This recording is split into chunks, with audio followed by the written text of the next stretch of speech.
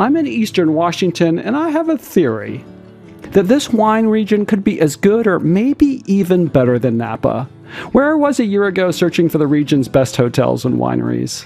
Well, today I'm putting eastern Washington wine country to the test. Can I find great design hotels, even more charming towns, and world-class wineries? Well, I've done all the research, have a local along to share his insider secrets, but only 3 days to find this region's best. But first, let's rewind. It's the middle of summer, and I'm just leaving home in Seattle. You know, one of the wild things about Seattle is you can be in the mountains in 20 or 30 minutes. Then over this pass in the Cascades in 45 minutes. And once you're in the rain shadow of the Cascade Mountains, the landscape starts to change. Pretty dramatically. Our first stop's going to be in the Yakima Valley, about 2.5 hours east of Seattle. Washington's the second largest wine growing region in the US, and we're the largest producer of hops. Much of that's grown here in the Yakima Valley, Washington's oldest wine growing region that's 100% desert. It's the Columbia River that runs through the valley that makes all of this possible. Our first stop's at the Cave B Winery, but I'm not here for wine, I'm here to find a place to stay. So there's a few ways to stay at Cave B Winery. There are some cabins that reflect the architecture of the winery itself. There are yurts, and then there are these modern cabins that were designed by Olson Kundig. And I chose this one specifically because I think it has the best view.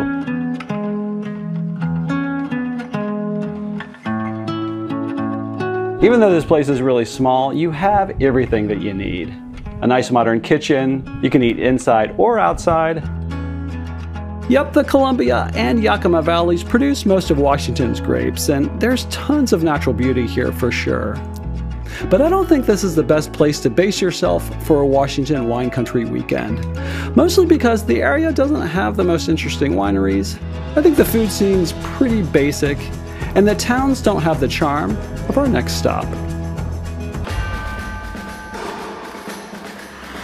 So if Yakima's not the answer, what is? I live in Seattle, and everyone on the west side of the Cascades raves about a charming town called Walla Walla. So I want to see if it's as good as people say. But we're going to need some local insider knowledge, so we can see the best parts.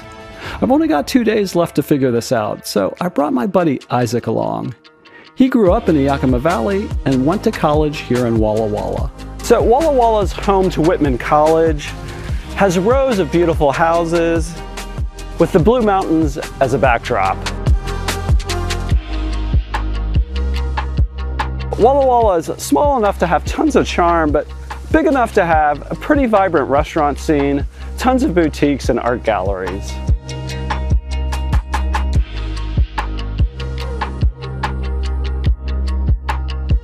Tomorrow, we'll look for the area's best wineries, but first we need a place to stay. Most people would opt for Walla Walla's most famous hotel, the Marcus Whitman, but it feels worn out to me. Instead, I have a much more affordable option that I think's a lot more fun. So this hotel has 4 buildings that gives it a little bit of a campus feel. My favorite touch is the wood-burning fireplace that's right outside the lobby and kind of is a gathering spot for folks at night. The Finch is on the edge of downtown, so you're only like a 2 or 3 minute walk from the heart of Walla Walla's action.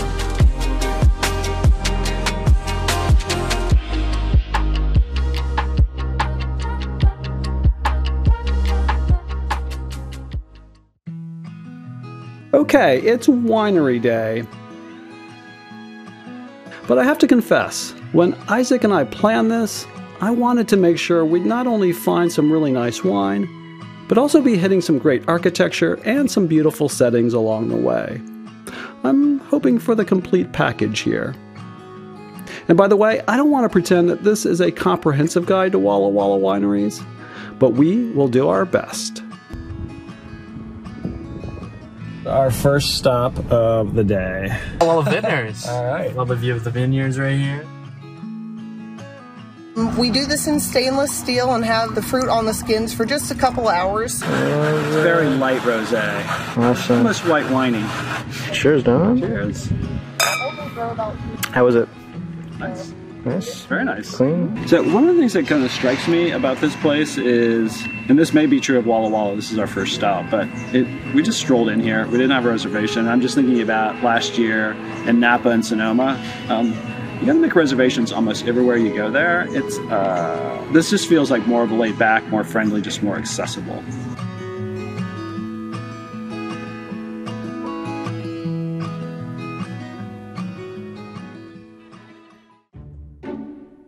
Abeja is 3 minutes from Walla Walla Vintners, on beautiful grounds with the mountains as a backdrop.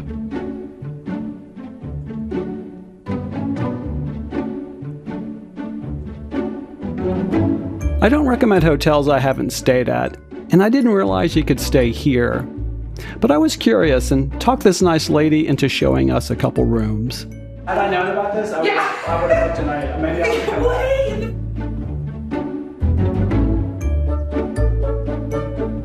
Going to Walla University. Oh, that's great. I grew up in College Place. I know. Oh, right on, right on. Yeah. We book weekends about a year ahead. Yeah. But we're here to try wine, right?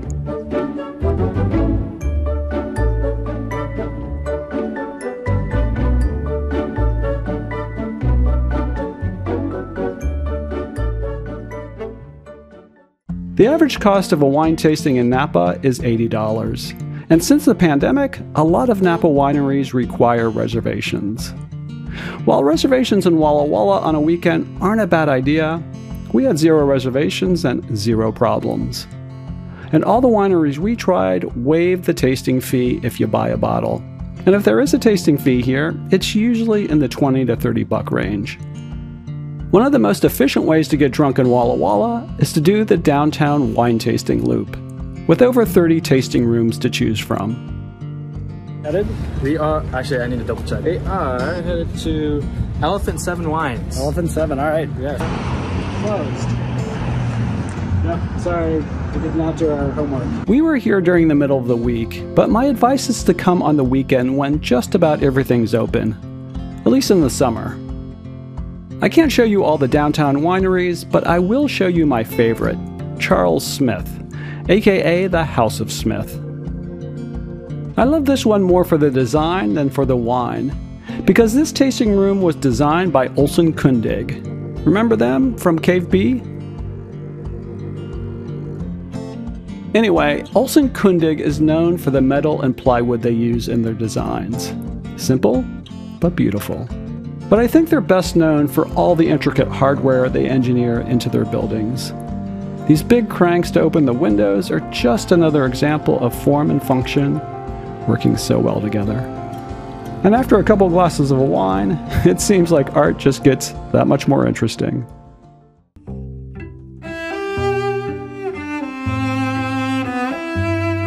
Before we hit some of the great modern architecture around here, let's go old school, literally, at one of Walla Walla's most charming wineries.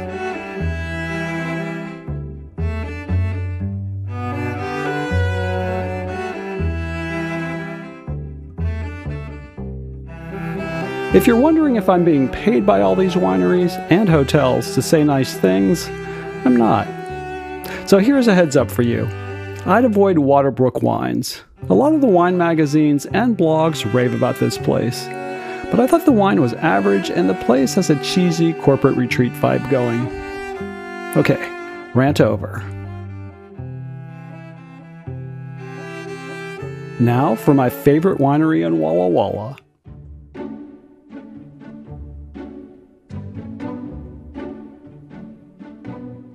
You know, Isaac thought he knew me, at least until he saw me get kind of weird about architectural materials. I love this winery for 2 reasons. The first is that the wine's excellent, both the reds and the whites. And I know I sound like a slut now, but George Tsuyama is another one of my favorite architects. Like Olson Kundig, Tsuyama is also based here in the Pacific Northwest and designed this winery for his friend. So classic. This is the architect, George Tsuyama. famous Seattle architect. Eastern Washington, unlike Western Washington, gets really hot in the summer. It's about 98 degrees today. But between the dryness of the desert and these beautifully designed misters, it almost makes for the perfect day to sit and sip outside.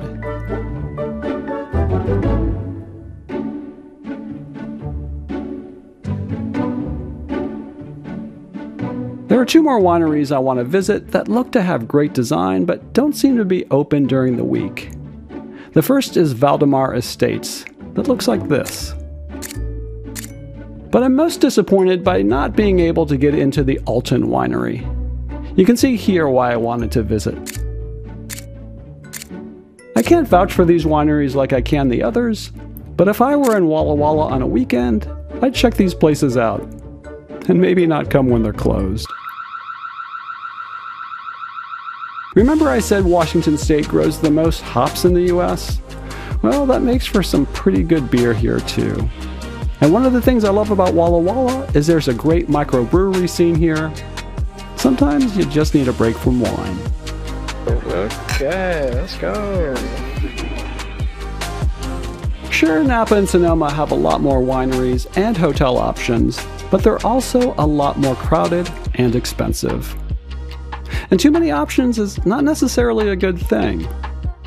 Walla Walla is beautiful, laid back, has a good restaurant scene, and more than enough interesting wineries to make for the perfect wine weekend trip.